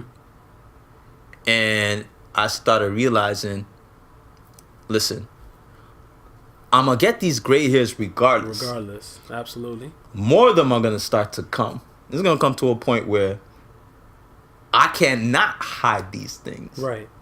So I might as well learn how to embrace it now, mm-hmm. and own it. See, this is I think part of the problem with the black culture. Yeah. And entertainment. Well, those things have life. I want to say, not life expectancy. That's the wrong word for it. I want to say like they have a time frame on them, right? Like if you're a model, for Victoria's Secret, once you're 30, you're considered old. Right. But I'm looking at it as in respects where we see a lot of our entertainers, whether they be singers or actors, mm-hmm. who are of the age mm-hmm. where they should be having gray hair, mm-hmm. but their hair is jet black. Like Smokey Robinson. Smokey Robinson. You know what I mean? I mean, I'll even go is recent as a dude like Buffy. So You know what I mean? He's at the age where you expect him to have gray hair, right? But you don't see not a gray hair in sight. Now, I'm not to say that he can't be one of those dudes that ain't getting no gray hair, because we know some people will rock with their color hair to, you know what I mean, late 50s. Right. Even possibly 60s. You understand? Mm-hmm. But when I look at the white counterparts, Mm-hmm. like a Brad Pitt, like a George Clooney, Yeah. you understand? They ain't afraid to rock a little salt and pepper. No, that's true. You understand? And they embrace that part of their age. So I think with, you know, with white culture seeing these guys who are stars Mm-hmm. embrace that, they feel a little bit more freedom to embrace that. Where us black people looking at our stars and saying, yo, them cats ain't getting gray. Why am I getting gray? That's true. Now all of a sudden you think there's a problem with you that you're getting gray. You understand? I don't like. I think it's more it's an individuality kind of thing and stuff. Because a man like, let me say this, no homo, the boy Idris, he's a handsome guy. Yeah. Idris always is a handsome dude. But when I see Idris and stuff, I see the age in him. Yes. Whatever, right? And it's Yes. not like he's going out his way to try to do anything. We know he got a salt and pepper type of beard and everything. If he probably does something, it might be for the role that Right. he's playing. Right. But if it's not, if it's a regular 1-2 and stuff, whatever. Like I follow him on social media and stuff, whatever. Right? Yeah, He has like yeah. you know his little do-rag chronicles when he's speaking real shit. Yeah. Like all that type of stuff to me, I feel like it's a person just embracing their age. Right? Like I said, like even you embracing your age and everything and stuff, whatever, with you just saying like, you know, the grays are here, just make peace with it. Like, just make peace with it. Goes back to like the man units. You Right. got ball, make peace with it. Well, yeah, it's funny that you mentioned that, because I had a friend comment on the IG Manobots? post. Manobots. The Manobots. I mean, the little IG thing. And I was like, he was like, yo, cats out here is ridiculous, because going bald and going gray is a part of aging. It's a part of life. It's, you know what I mean, it's a process that not only men, Mm-hmm. that men and women go through. Right. So, dude, embrace yourself getting older. You understand? Facts. And I think the more that you learn to accept it and own it,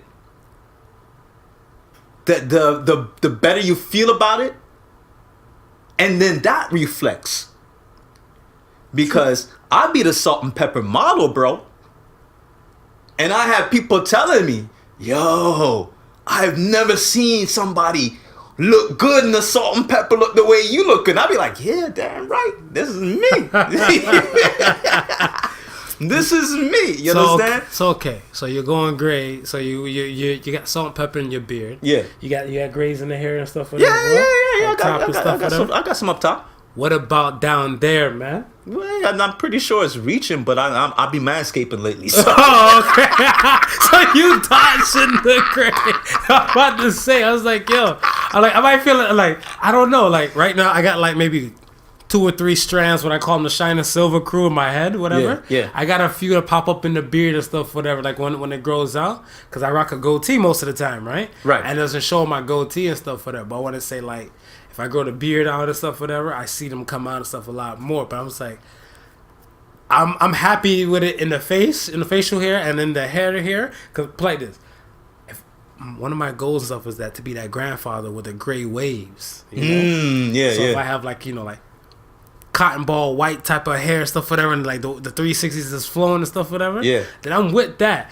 But now, I don't know if I'd be that happy to see like gray hairs on my balls, or like I might. First of all, I might think it's lint, so I might be like,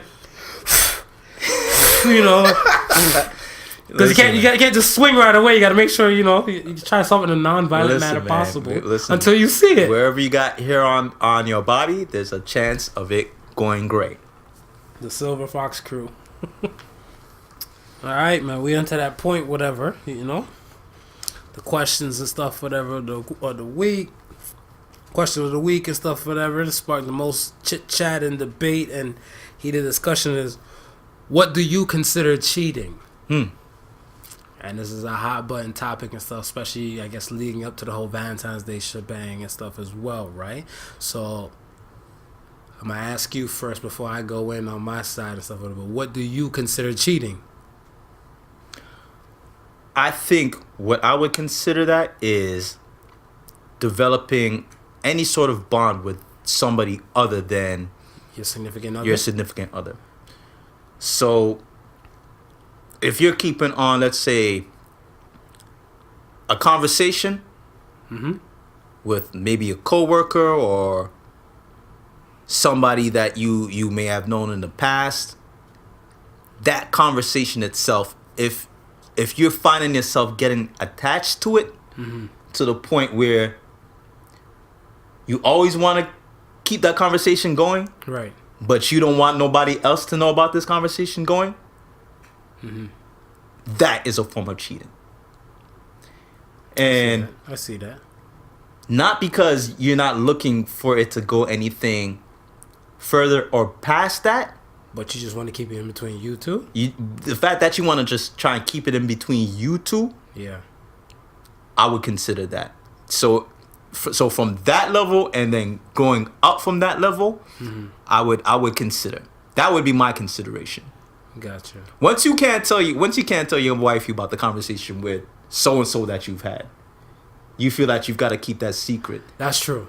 I think, yeah, once you go about hiding about it, Yeah. I feel like that's considered cheating and stuff for that. To me too, whatever. Like anything that you can't bring to the open to your significant other and everything like that, that's cheating and stuff, whatever. Like, granted, like the whole survey on all the questions and stuff, whatever, the answers that I got, it was kind of crazy. Like they some people only look at it and stuff as like, yo, only when it gets to intimacy level, that's when it's cheating. But it had to start from somewhere before it got intimacy level.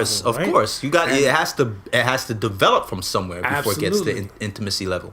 So when it gets to that point and stuff, whatever, like we actually have to look and say yay or nay to the nonsense and stuff, whatever, and say like, all right, this is going on too much. This is a bit too wild. Let's shut it down. But I mean, some people, they just kind of continue on, and I mean, when they get hit with that situation, they know what kind of predicament they're in, right? Right. Like it's wild out here. Like I think if you wait till it gets to that part where they fucking and sucking, then just call it a day because the deed is done. At like that point, it's full blown. So just chalk it and stuff like that. But once it gets to that point and stuff when you're hiding things from your significant other and everything, facts, you cheating right there, man. That's it. That's the start of it. Yeah. We had the Ask the Sons moment and stuff, whatever. Forgive me if I'm butchering your name, but Madi Cam said, if you can say one word today, what word would that be? Now, when you say can only say one word, or I guess if he's trying to plot and say like it's pertaining to the one word for the rest of the day or just for the day. Yeah. I know which word I'm gonna run with, but let me hear you. Remember, I'm part-time domestic terrorist, so I'm gonna run with gazillionaire. Gazillionaire. I'm speaking things into fruition for the one day. Gazillionaire. This man Gazillionaire. right here, man. Gazillionaire. Like some magic shit and some money just fall on me. Yo, they gonna shackle you up and lock you up quick too, man. Hey, excuse me, sir. What is your name? Gazillionaire. Like, oh, would you see where the perpetrator went? Gazillionaire? Oh, you're a wise guy, eh? You're coming out to the station with a gazillionaire. Yo, calm your ass down. My word has to be fuck. To be honest, whatever. Yes, I might have a potty mouth and all that type of stuff, whatever. But I feel like that word could be used as a noun, a person, place, or a thing. Yo, a pronoun. Listen, it goes a lot. It goes so. You going to jail faster than me. Cause when they ask you, did you see the perpetrator? And all that comes out your mother's book. They locking your ass up. You're like, fuck. Yeah, you I gonna know, be saying man. fuck that. Yeah. Cause put like this. When my alarm goes off in the morning, and I wake up for work, and I don't know if I'm still super tired, that's the first word I say. Yeah. If I'm driving down and I hit a little patch of traffic and stuff, whatever, I'm gonna say it again. Okay. If I forgot to bring my lunch, I'm gonna say it there. All right. Here's how I'm gonna go get you now. Go ahead. Your little man decides to say his first words that day, and it's dada.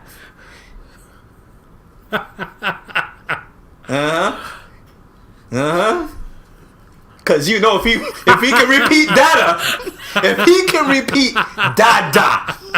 you know what else he can repeat? I don't know. You tell me, not Travis Joseph. Yeah. Yeah, but that would be that word. That might be the word for me and stuff, whatever. Next question. Costello RN.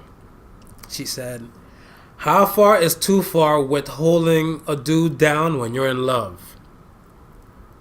I want to say, how far is too far? I think when you put up with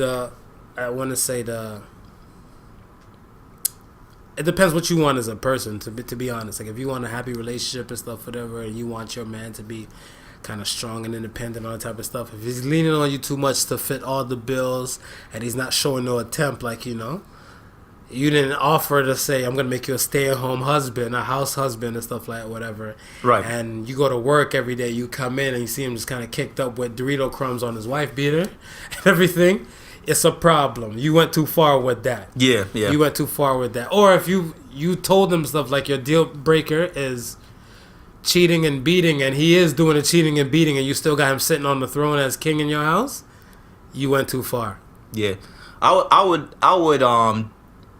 would say, and probably when I say this, it could probably in some way cover both of what you just said. Mm-hmm. When you feel that you gotta spoil him to keep him around.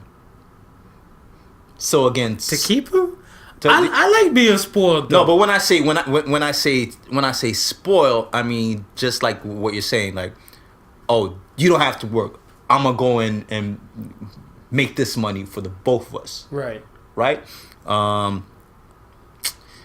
Yeah, I know you. But that's what I'm saying. I know you cheated if on me. If she say that, then I feel like a verbal agreement went down to say, like, yo, kick your feet up. I got this. But then he's spoiled.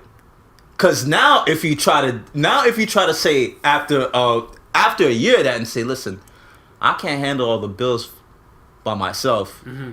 You need to get up and go do the ones and twos.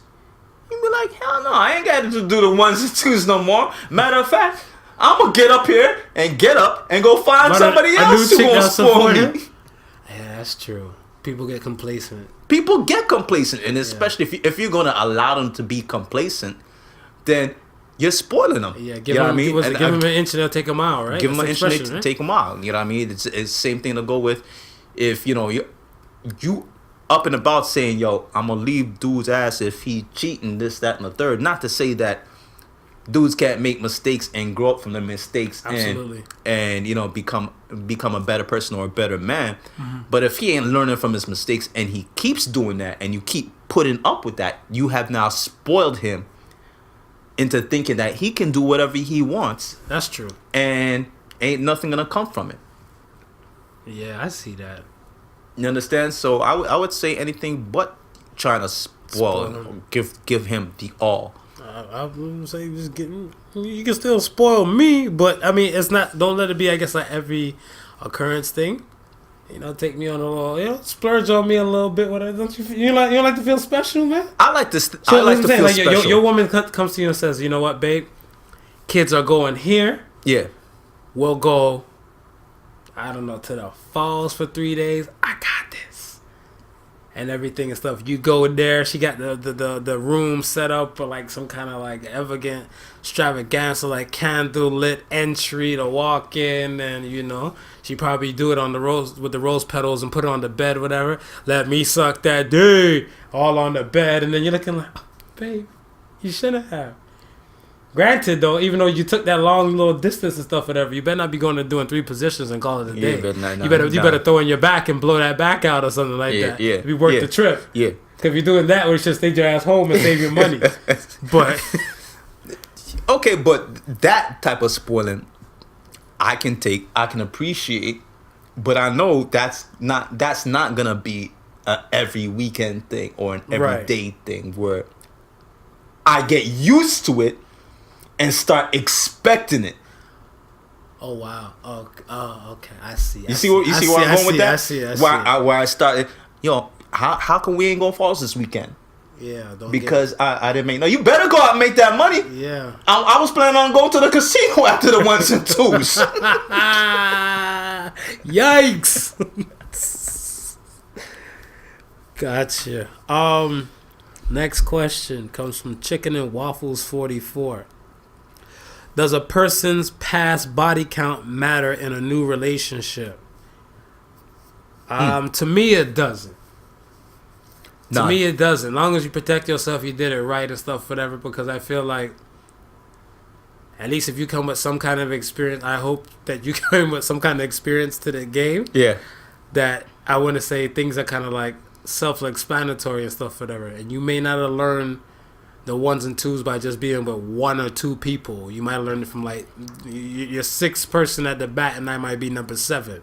So your game might be extra perfected when you get to like 6, and then you're in a new relationship and stuff, whatever, with number 7, right? Yeah. As I was saying, body counts don't matter, and then you could be in a situation and stuff with a person that only's been with one person all their life, and probably don't know how to, I guess, in the girl situation. I have female friends say that they've been with a guy who's been in a relationship that turned to a marriage. Yeah. And he don't know how to eat pussy. Well, listen. So his body count is basically like, let's say 1, maybe 2. Yeah.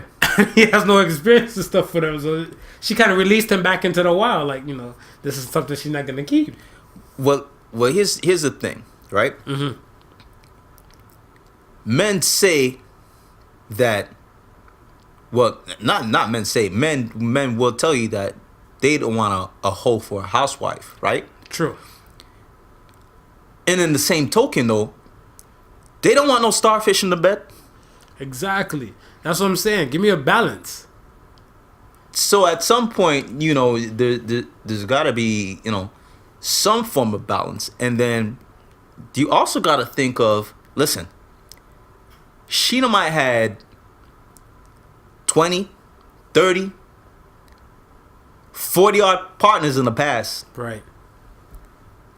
But before she met you, there was a 10-year hiatus. Mm-hmm. So it gave it all the chance to get back into its form, its strength. She might have did some Kegels. I ain't worried about that. You know what I mean? If this chick's out here jamming 4 Rolexes up in the cooch, her Q game is immaculate. Exactly. Watching the time. Right, exactly. That's what I'm saying. I'm like, I got number time. Yo, I even seen some video. Number time. I seen some video with some chick and stuff, whatever. She out there. She has a chain, like a ball and a chain inside the cooch, and she's holding up a surfboard with it. Oh, I've seen that video. Yeah, I seen that's the what video. I'm saying. So I'm like, yo, her Kiku game is ridiculous because the surfboard is not light, okay? Mm-hmm. So that's what I'm saying. Like, even if you had the experience or you don't have the experience stuff, whatever, like, yo, I feel like the experience stuff makes a difference to me. So I don't really care too much about your body count. It's the experience and stuff, whatever. Now, granted, I will say this. For myself, I don't want to know about your past experience or your body counts. I think that I might have an issue with.